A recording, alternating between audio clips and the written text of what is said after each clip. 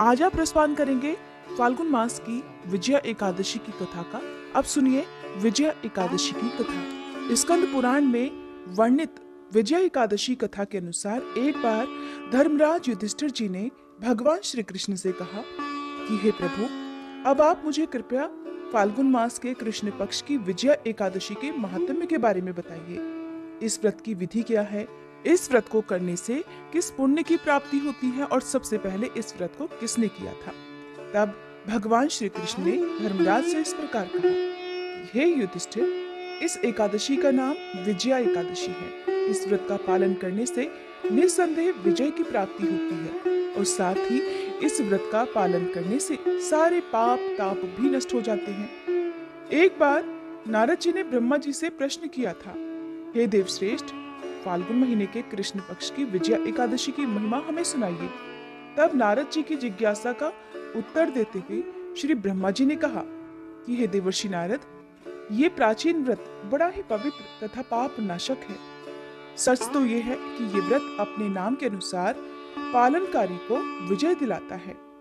जब मर्यादा पुरुषोत्तम भगवान श्री राम जी अपने पिताजी की आज्ञा का पालन करने के लिए 14 वर्ष के लिए अपने भाई लक्ष्मण और पत्नी सीता जी के साथ वन को गए, तब उन्होंने गोदावरी नदी के तट पर पंचवटी नाम के एक सुंदर वन में निवास किया।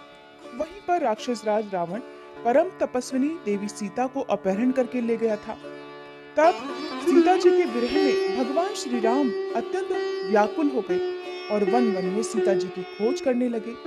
इसी प्रकार मरते हुए पक्षराज जटायु का भगवान श्री राम जी से मिलन हुआ और जटायु जी ने सीता हरण की सारी घटना प्रभु श्री राम जी को सुनाई और सीता हरण की घटना बताकर भगवान श्री राम की कृपा प्राप्त कर जटायु ने उनकी गोद में ही अपने प्राणों का त्याग कर दिया और स्वर्गलोक को चले गए। इसके बाद भगवान श्री राम सीता जी की खोज करते हुए ऋषिमुख पर्वत पर आ गए। वहां उन्होंने वानरराज सुग्रीव से मित्रता की। सुग्रीव ने भगवान श्री राम जी की मदद करने के उद्देश्य से अपनी सारी वानर सेना इकट्ठी की और माता सीता का पता लगाने के लिए 10 दिशाओं में अपनी वानर सेना को भेज दिया। उनमें से हनुमान जी पक्षीराज संपाति के निर्देशानुसार समुद्र को लांघकर लंका में गए।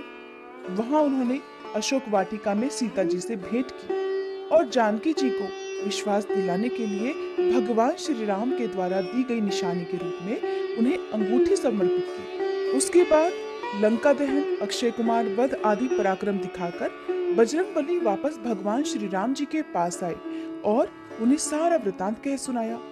हनुमान जी से ये सारी घटना सुनकर भगवान श्री राम जी ने अपने मित्र सुग्रीव जी के साथ विचार विमर्श करके अपनी सारी वानर सेना के साथ लंका जाने का निश्चय किया और विशाल वानर सेना को साथ लेकर श्री राम जी अपने भाई लक्ष्मण जी के साथ सागर तट पर पहुंचे।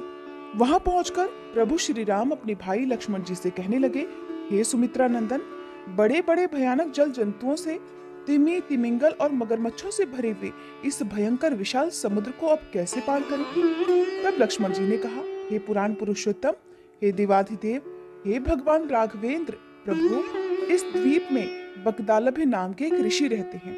यहाँ से लगभग आधा योजन अर्थात 2 कोस की दूरी पर ही उनका आश्रम है। हे रघुनंदन, उन्होंने ब्रह्मा जी का साक्षात दर्शन प्राप्त किया हुआ है, इसलिए आप उन्हीं महात्मा महर्षि जी से समुद्र पार जाने का उपाय पूछ लीजिए। तब लक्ष्मण जी की बात सुनकर भगवान श्री रामचंद्र बगदालभ ऋषि के आश्रम पर गए और वहां जाकर उन्होंने बड़े आदर के साथ महर्षि को प्रणाम किया। बगदालभ ऋषि सर्वज्ञ थे, सब कुछ जानते थे। भगवान श्री राम का दर्शन करते ही वे जान गए कि ये साक्षात भगवान हैं।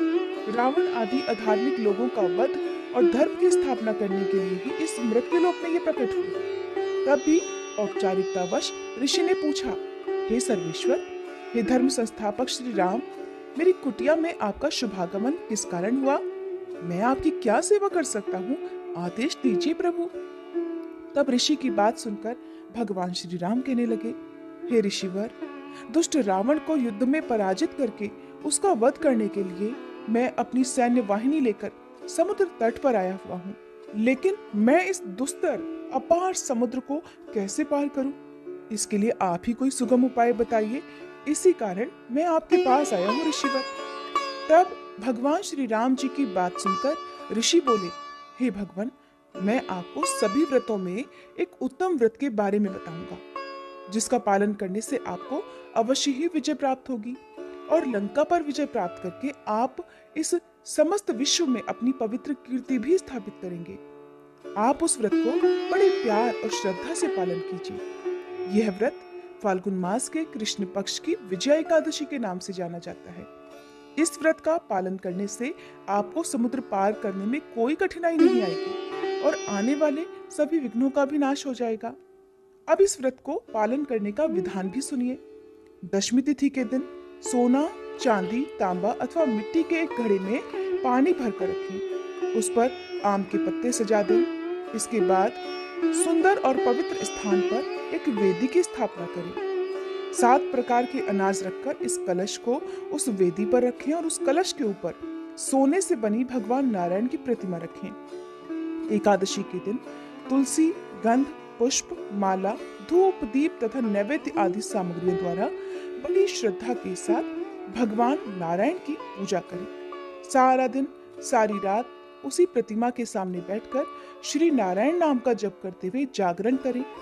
द्वादशी के दिन सूर्योदय के बाद किसी पवित्र नदी अथवा जलाशय के पास जाकर उस कलश की विधिवत पूजा करके किसी निष्ठावान, सदाचार संपन्न ब्राह्मण को अन्न, वस्त्र और धन आदि द्रव्यों के साथ इस कलश को भी दान करें। इससे आपको विजय अवश्य ही प्राप्त होगी।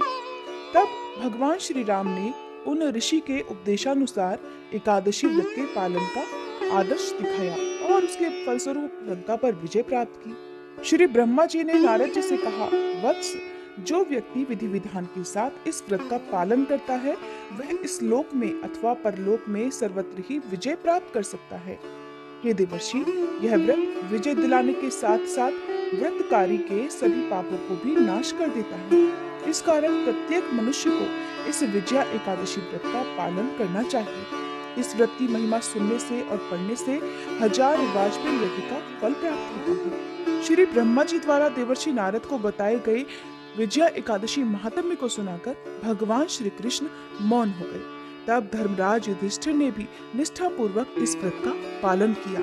इस प्रकार विजया एकादशी अपने नाम के अनुसार ही अपने भक्तों को विजय प्रदान करती है। भयंकर शत्रुओं से या घोर बाधाओं में जब आप घिरे हुए हो, पराजय आपके सामने खड़ी हो, उस विकट स्थिति में विजया नामक एकादशी आपको विजय दिलाने की क्षमता रखती है। ऐसा माना जाता है कि इस शुभ तिथि पर यदि कोई व्रत का विधि विधान से पालन करता है तो उस व्यक्ति को हर कार्य में सफलता प्राप्त होती है। उसे कभी भी हार का सामना नहीं करना होता। ये थी विजया एकादशी की कथा, जिसका श्रवण करने से मनुष्यों के अगले पिछले सभी जन्मों के पापों का नाश होकर अंत में ऐसा मनुष्य वैकुंठ धाम को जाता है। उम्मीद है ये कथा आपको पसंद आई होगी। वीडियो अगर अच्छी लगी हो तो प्लीज वीडियो को लाइक करके, अगर आपने हमारे चैनल को सब्सक्राइब नहीं किया है तो सब्सक्राइब करना मत भूलिएगा।